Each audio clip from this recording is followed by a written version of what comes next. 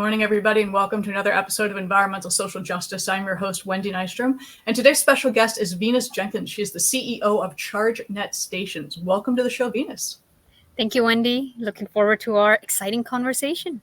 And it is, because actually, energy is extremely important, and you have found a very interesting resolution. But before we get into that, a little bit about you. You're an MIT graduate in engineering and finance and economics.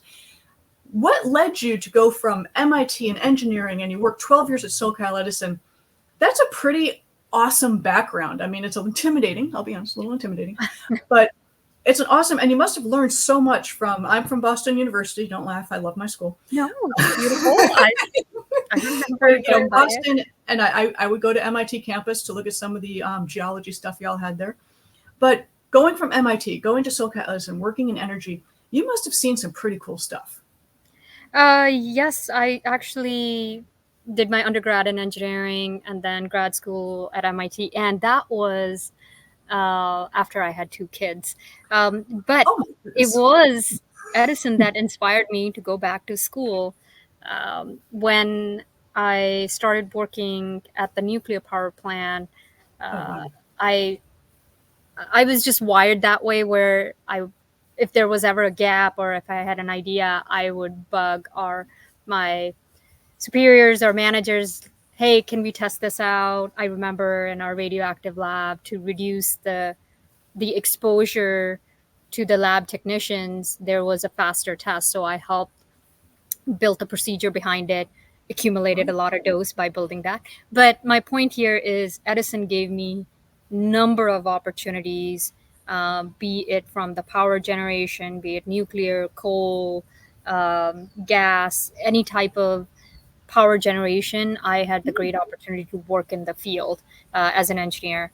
And then I did transition into more management and leadership role, and that gave me the experience, how to lead teams, how to look at businesses from profit and loss perspective. And around that time, I think it was around 2016 when I got my first EV and a first electric car, not hybrid, full electric car. That's when I started to see that the energy transition is going to happen.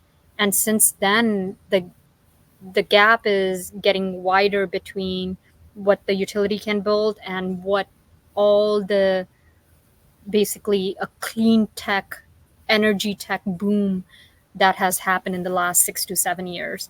And that was around the same time when I decided to jump into the startup world as well.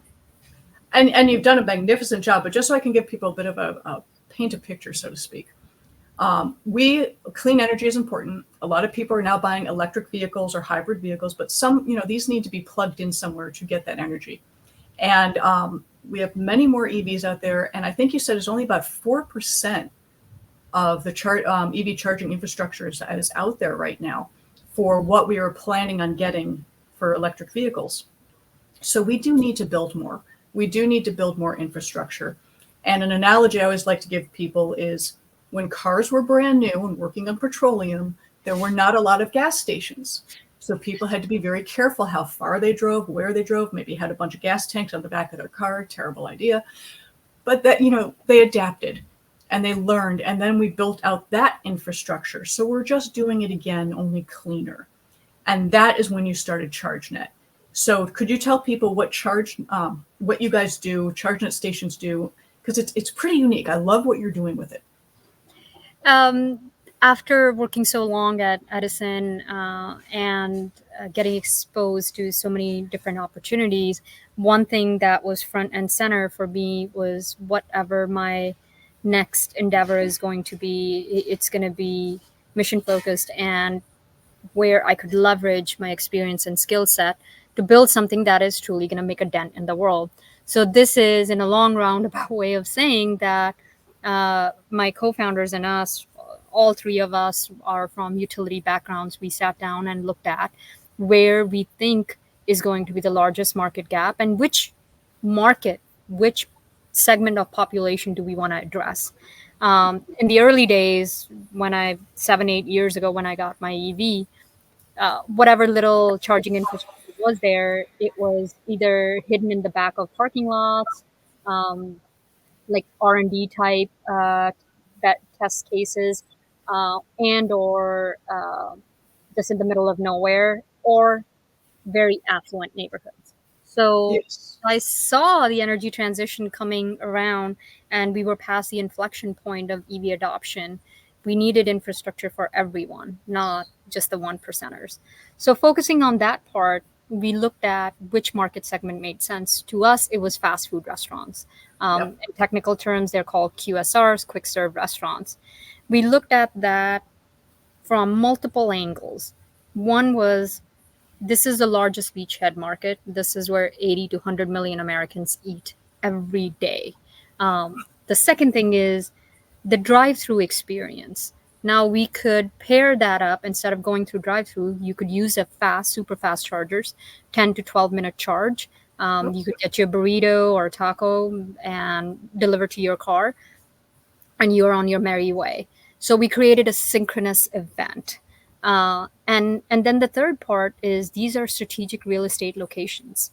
Yeah. They are off ramps, on ramps throughout the state of California. There's 37,000 in California alone, and over 200,000 in US. So this was the very much niche focus for us, that where we could build infrastructure that democratize EV charging. And I love the fact that you said that you can park 10, 12 minutes, have your food delivered. It's kind of bringing back the car hop days of the 50s, where people would actually socialize and they'd hang out with their friends. But this way you're charging your car at the same time while getting your food. I mean, we've kind of lost a bit of our society able to engage with each other, because everyone's kind of behind a computer or on their phone. So I really like the idea of bringing community together and bringing people together that way. But also, one of the statistics you brought up is we have 31,000 fast food restaurants in California. That's a lot of real estate that we could put chargers on. 37, but yes. 37. Oh, geez. Okay. Yeah, that's, I mean, think about it. Wherever you're driving, you take the 5, or folks who are outside of California will still recognize the 5 and 10, because those are intercontinental freeways. But any interstate highway, freeway, on-ramp, off-ramp, you have a gas station, you have a couple of places to eat, and those are usually fast food restaurants. So yeah, quite strategic real estate locations. And these, for us, these are cookie cutter designs. From investment perspective, the scale is there. Once you have done 1 or 2, you see that this is where your 4 chargers are going to go. We are also coupling it with energy storage, and it's the same. They all have the sort of U-shaped drive-through parking lots, and we know exactly where our equipment is going to go. We go in, go out, 3 weeks, all done, and the site is up and running. That's actually really smart, because then you can just, you don't have to rethink it. You just put it in. But you also have a benefit to the restaurant owner that you talked about. How does that work? Because you own the restaurant. Why would I let you have a charger on my property? What do I get out of it? And there are multiple reasons for them to join us in this deployment as well. Number one is we usually offer a rental fees for the parking spot, as we are asking for a long-term commitment on those parking spots. We usually rent 4 to 6 parking spots. So there is a rental fees. But if the franchisee owner is more bullish, they could look at rev share model, which is a percentage of revenue of each transaction going to them. So that's just the monetary side. The second big one, which I think gets them more excited, is this is a new customer base coming to their site. We're bringing new customers coming into the door. We currently, as an example, have a partnership going on with the Taco Bell franchisee, where you charge your car and you get a free burrito or chalupa. So they charge their car, they go inside, they redeem their coupon, inevitably they buy a drink or another full meal. So it's a win-win situation for all 3 of us, all 3 parties. So we're bringing in new customers in the door. And then the last one is there is a momentum. There are truly people who want to have not so much of greenwashing, but they want to be part of this uh, energy transition. They want to be part of the solution, uh, Yeah. and see how they can position themselves in that space, the environmental conscious space. And and you're absolutely right about that. A lot of people do want to be more of the solution than adding to the problems. And this way, if you're just a restaurant owner, I love the fact of bringing in new customers because yes, I will be that person that I might as well here. And I do love Taco Bell. Bean and cheese burrito is my thing. And I would go in and get, oh, it's the best. I would just get my food. And then, maybe a side of nachos on the side, just in case I'm feeling a little extra hungry that day. And their fountain drinks are fabulous. So I'd probably do that too. But it's bringing in people, and it's again that community aspect to it coming together. But also, most businesses do want to have a positive impact. They do see what's out there. They do see the fact we have a lot of pollution going on, and they do. If there is something they can do to help, they're more than likely going to want to be helpful and make that change. And it's not a big commitment from them. It's a parking spot. It's not most of the time not being used, and when it is, they make revenue out of it. It's underutilized real estate asset. Yeah. And with the COVID happening, I think you're hitting the nail right on head. We have lost a bit of our social connection. Not a bit, I think a lot. Yes. And I am seeing that play out in every part of my life, where we are just more irritable. We're just more on edge, and it's a lot of stress, a lot of things coming at you. So where I'm going with this is how that sense of community, Yes. it's gonna bring new customer base. It's gonna bring a bit of a joy to the restaurant owner as well, beyond the revenue part of it.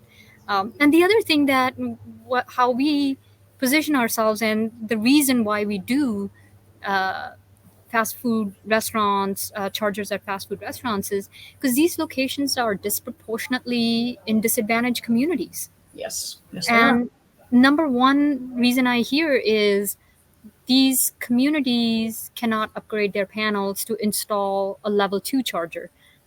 The landowner or the company that owns the building, let's call it multifamily condo building, they may not be able to upgrade the panel so easily. It is a capital expense. It's now all the new construction, they're beginning to require that certain percentage of parking spots need to have chargers. But going back, the existing houses and multifamily do not have that kind of access. Whereas you can find a restaurant, a fast food restaurant, within a disadvantaged community or a community of concern quite easily. Yep. And these are well-lit parking lots. Those little things matter. The well-lit parking lots, access to fast chargers, you're not sitting at the charger for an hour plus. It's 10 minutes, 15 minutes top, in and out, be on your way. 24 hours accessible.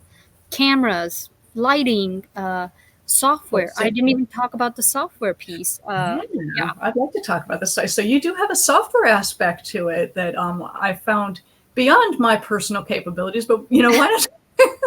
It's like software as a service. It's like, well, you lost me there. So why don't you explain how that's also being used to help people out?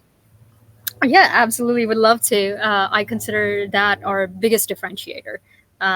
Building infrastructure is challenging, but layering it up with a very dynamic software that could perform quite complex functions is definitely a differentiator for us. So we have patented software, 2 patents and third one pending, and 2 completely separate functions. One is the use case that I already mentioned. A customer comes in, they have our app, the charging app, they plug in, they don't have to do anything. Once they're an app, they just start the charging session and plugged in. And then they get the loyalty programs, be it similar to Starbucks or Taco Bell, or coupons. So there is an incentive for them for both parties. The restaurant gets a new customer, the customer gets a free item or gets to try a new menu item. Oh, cool. So that's part of our software that's integrated with point of sale. And the second part, which where my nerdy days come out, is our backend software. And what I mean by that is all the California locations, and we have locations in Nevada, Arizona, and Texas as well in our pipeline. But the California market is quite progressive as an energy market. What that means is that we are also deploying energy storage, battery storage, with each of our chargers. So what does that mean? That means our software can make the decision, taking all the local data into account, your local energy rates, your energy programs, the users, the car drivers who are charging their cars, all this data. And we have built the algorithm, which we call math engine, to decide how to use the battery. And the batteries, there are two functions. One is to maximize the revenue. And that is it going to give more revenue by using the battery energy for the chargers? So we could give cheaper power to the end user, or is it more if we participate in one of the utility programs? I don't know if you recall, like flex alert days when it's really hot and they want not to be using grid power. So we use battery storage. We get paid for using battery. Awesome. So awesome. Yeah. So that's what software does. It takes all that data and then makes the decision on every 15 minutes intervals how to use the battery system. And as we build more sites, the scale is going to come into play in a significant way, as how it's basically a virtual power plant, battery storage. Which we desperately need. Yes. And battery is so critical to us bridging the gap between where we are today to 100% renewable mandate we have as California. Because that 4 to 9 p.m. when the sun is not shining and there is no wind, battery is it. That's how we bridge the gap. Yeah, and for people who don't know that, also 4 to 9 p.m. is when you have the highest charge for your electricity. Those are your primary hours. I forget the term they use. But when I first learned about that, I'm like, okay, so not using anything between those hours. No laundry, no charging your car. And if you could reduce your load, AC, etc., it would help. Those are the magic hours to turn everything off. No, I love the idea of the batteries because we do have limited energy right now. And we do need more. I have friends that, they'll try to charge their car and they'll be like, okay, I've been told I can't. Like those flex hours. It's like, no charging. And we need to, again, everything is in stages. Nothing's overnight. We need to build out the infrastructure. And that's exactly what you're doing. You are building out this infrastructure and providing the battery storage necessary. So I absolutely love that idea. So let's say there's a restaurant owner. How do they find you? They'll say, well, Venus, I want 4 chargers in my back lot there. Put them in. We have a whole sales team. I do a lot of sales myself too. I find it fascinating. It's so rewarding as well. So I could share a couple of emails with you, Wendy, afterwards, and feel free to I can post yours up here, audience. And simple. The other thing which is very important to me is, in this such digital age, talking about that human connection is lost. The customer experience is one of the primary reason I even decided to start this company. I was 7 months pregnant. I was stranded on the side of the freeway. I had 2 miles left. The car was screaming at me that it won't go any further. I had to get my car towed. My car got stuck. The car didn't charge because this was my first generation electric car. And when I would call the company, and dealerships wouldn't even know how to deal with this. So I would get transferred to the corporate engineer, like all the way to the corporate engineer. And that was one of the main reasons I thought about, okay, customer experience is severely lacking. It still lacks. We're still not there yet. This is in a long way of me saying, contact us. That form, that phone number, there is an actual person on the other end. Love it. I get some of those emails where I sometimes respond directly to the customers too, because we had someone who said, "Hey, your charger is off," and somebody forwarded me that email. And I'm like, why? What is happening, software team? Why is it? How does the customer know? Because we have real time access, we have alerts. Oh, and very everything. cool. So where I'm going with this is, contact us as a real person.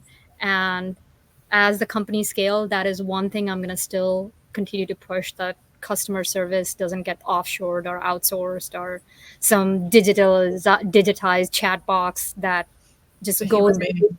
over and over. Please share your information. Well, I already gave it to you. Now share it again. None of that. There's a real person picking up the phone, talking to you, walking you through whatever their challenges are. Real-time problem solving. Who knew? No, that's fabulous. So people just go to Chargenet Stations, just go to your website, fill out the forms, get the information, find you guys. I think this is something that should belong in every single parking lot out there. I like the social aspect coming back and bringing back communities, because especially after COVID, people are staying at home more. They're just behind their computer screens. There's a bit of apathy that has now been developing in the past few years, and we're seeing that playing out in everyday life. So I think bringing back communities, if you see someone face to face in human form, you are more likely going to be friendlier and nicer and more willing to help that person than just behind a screen. Because behind a screen, just turn it off. I don't care. I love the aspect of bringing the social aspect back to it. I am a big believer of, I love tech. We have a huge software platform, but face-to-face human interaction is what distinguishes us from any other species or any virtual platform, anything we would ever create. I love that. No, you're doing great work. And guys, please check out Chargenet Stations. Please check out Venus and her site. You're doing great things. You're a game changer. You are. Thank you, Wendy. Thank you so much. Yeah, and so thank you again, Venus, for your time. You're doing awesome things, guys. I am Wendy Nystrom, your host with Environmental Social Justice. Venus, thank you again for your time. You're awesome.